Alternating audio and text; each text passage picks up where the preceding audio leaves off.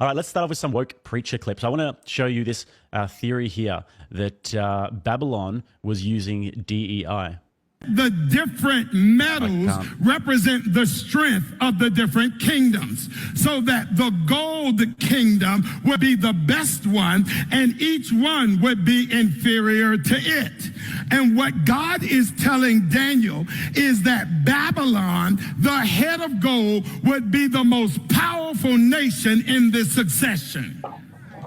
So then the question should be, what would make Babylon so great? I'm glad you asked. You just read it there in Daniel chapter 1. Do you realize that for all of Nebuchadnezzar's eccentricities, he had one good civil practice? What made Babylon stand out was they instituted a diversity, equity, and inclusion program. So Babylon, Jay, Nebuchadnezzar, for all of his pitfalls, instituted a diversity, equity, and inclusion program. Is this something you've heard of? I've not heard. I've not heard this, but if I see bald Dwayne Wade preaching, I believe it. I know it's time to sit down. And I didn't know Dwayne Wade lost all of his hair and started a church, but it's time for us to be quiet and listen when a BIPOC NBA man begins to speak. 100%. Okay, y'all too slow with me today. Did you notice it was there in Daniel chapter 1? So that what Babylon did was every captured nation. The remix. Yeah. As that remix, dog. What kind of a church is this? I don't even know what kind of a church this is. Made up church. DIY. They would take individuals from that. It's more like DIY church. Group, and they would train them in the science and literature of Babylon and put them to work in the king's service. And some believe that Nebuchadnezzar learned from his father Nabopolassar that any kingdom. I like the neon shirts. I actually might start going now. I mean, I got a neon background. Let's just roll with it. Yeah. Kind of sounds like he's talking about his cousins here. Yeah. That any kingdom that has a homogeneous cabinet is going to have a lid in its prosperity. In other words, Nebuchadnezzar knew that if your cabinet is homogeneous, if your military looks the same, if all of those... I love it when they do the steps. This is like the Cliff Netchell step, how they do the step, and then they make a point, and they make another step, and then they make another step. It's like they really get in the groove when they're connecting dots here. NLP. What's NLP? Well, I mean, they utilize a lot of techniques and sort of social dynamics and crowd manipulation tactics. Preachers do. They actually do study this kind of stuff. So, is it like neurolinguistic programming? Yeah, neurolinguistic programming, and then you've got like tying that in with these kinds of stage theatrics, and it's very common in the mega church pastor world. Yeah, I've noticed this, that it's like, it's almost very performative at times. Whereas when you go to like an Orthodox liturgy, for example, it's like they're very sort of, is humble the word for it? Well, the focus, like when I was on with Elijah Schaefer, we had a conversation about this, and he said the first thing I've noticed between Protestant and Catholic churches is that, and Orthodox churches, because he's looking at everything, he's like, in the Protestant world, everything is focused on the preacher.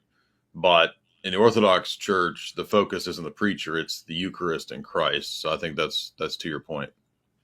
Yeah, right. And leadership think the same. Guess what? Your blind spots are going to be permanent.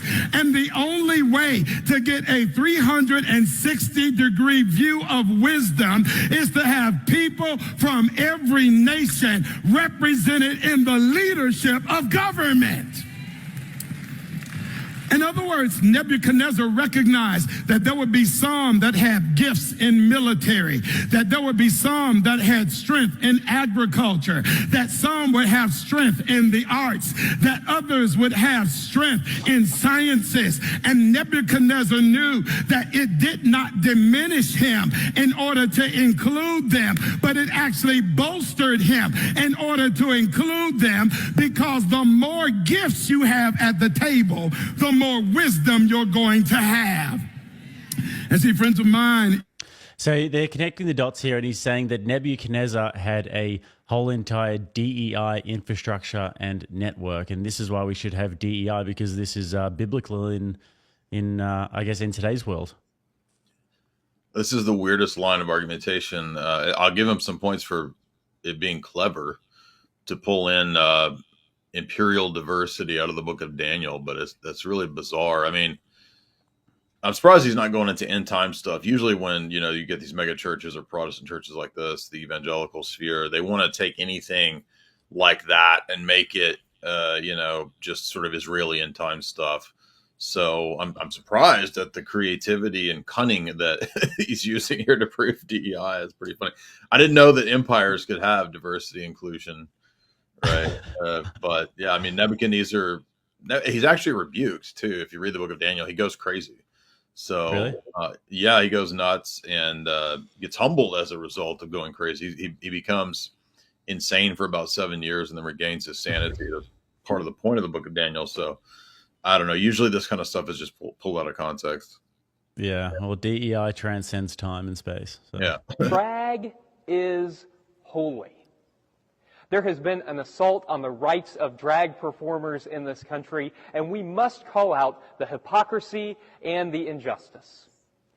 Now, just where does this come from? I mean, they really do reach. I mean, DEI was a bit of a reach, but like you said, you can give him some points for at least being a little bit clever, but drag being holy, what does he mean by holy, I wonder? Yeah, this one is probably the most, baffling. The idea that anything remotely degenerate like this has anything to do with religion or Christianity is just kind of mind-blowing to me. I can't fathom where people, I mean, it's just outright like just pure blindness. You have to be completely, I'm serious, like you have to be completely morally, spiritually blind and bankrupt to think that the most basic, ethics that we read about in the Old Testament, the New Testament, that they have anything to do with this kind of stuff. It's just mind blowing. It's almost like there's some kind of a spell people are under. You know what I mean? Or just like intentional subversion. Like do you remember when Andrew debated? Do you remember when Andrew debated that woke pastor on my channel, and his opening statement, he laid out the tenets of Satanism and said, "Do you agree with all these things?" And the guy goes, "Yeah, I agree with all those things." Yeah. So there you go. Exactly. Yeah. Jesus called himself a mother hen longing to gather up her chicks. Gender is a construct, you see. And if Jesus can be a mother hen, then you can dress in drag. I've even heard it said that Jesus was, and humanity is, God in drag. So let me say this again for those of you in the back. Drag is holy. I know. Drag is holy, Jay, because Jesus was mother hen. It's sad that, I think it was St. Basil, one of the saints, said something like most heresies or significant errors like this come out of an inability to do grammar. And so it's weird to see, analogies that are made, between a mother hen and her chicks, as if that necessarily then means that Jesus was some sort of, just blasphemous to even, I don't even want to say it, transgender, but it's even basic linguistic, simile, metaphor. It's not literally saying that Jesus is a female. It's a very bizarre line of argumentation that, again, I think you're right. This is like a willful subversion. There's no way to be that stupid. This woman can never listen to Candace Owens again because of her points of view. Never thought I'd say this, but I won't be listening to Candace Owens anymore. On one of her recent podcast episodes, she said something along the lines of, I don't know if you can call yourself a Christian if you stand with Israel, and I knew I was done then. Because as much as I agree with her politically, If you don't stand with God's people, I can't stand with you. The Bible states in Genesis 12:3, I will bless those who bless Israel, and I will curse those who curse Israel. That's a non-negotiable for me. This isn't about politics anymore. It's about the word of God. So the nation state of Israel and Benjamin Netanyahu, Jay, if you don't,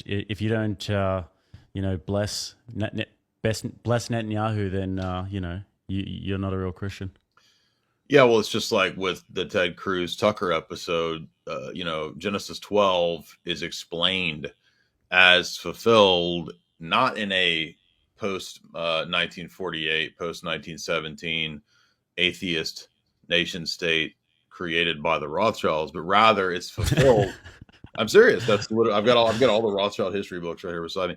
Literally fulfilled in the New Testament church, according to Matthew 21:43, where Jesus says, doing a parable to the Pharisees, you will have the kingdom taken from you and given to the Gentile church, right? And then in Galatians 3, Paul says that the seed of Genesis 12, the very chapter that she referenced, is Christ. Christ is the capital S seed that's promised, and all those that are baptized into Christ become the spiritual Israel, Galatians 6:16. So they're just sort of looking at Genesis 12, ignoring the rest of what the New Testament says about Genesis 12 in terms of fulfillment, and acting like that's somehow equivalent to a modern atheist, originally set up according to Moses Hess and then Theodore Herzl's designs as a socialist utopian state. Yeah, I wonder if maybe me and you, we could change our names to Israel, and then we could buy a plot of land and name that Israel, and then everyone would have to bless us. Well, if we're good enough, like James Jesus Angleton, they'll just bury us in Israel and give us a little plot of land over there. So yeah. if you worship the nation state of Israel and give them all the intelligence, like Angleton did, they'll give you a plot of land. Well, there are different sort of loopholes that you can use in terms of getting plots of land. I don't know if you know this, but I actually have a plot of land in Scotland, which makes me a lord. So it's one of those things that you can do. But are you that one of those online things where you buy like a little square of land, or are you like literally a lord? No, well, it is one of those, but like I am technically a lord now because, and I used it in my trans debate the other day. It was like, should we affirm trans identities? And my retort was just, well, if you want to affirm their identity, you have to affirm my identity because I actually am a lord. So it works well. Well, I'm from Maxwell and Clan Scott, so maybe we could broker a deal, set up a treaty. So, oh well, we are lords, so we would do it in a very sophisticated manner. Okay, yeah.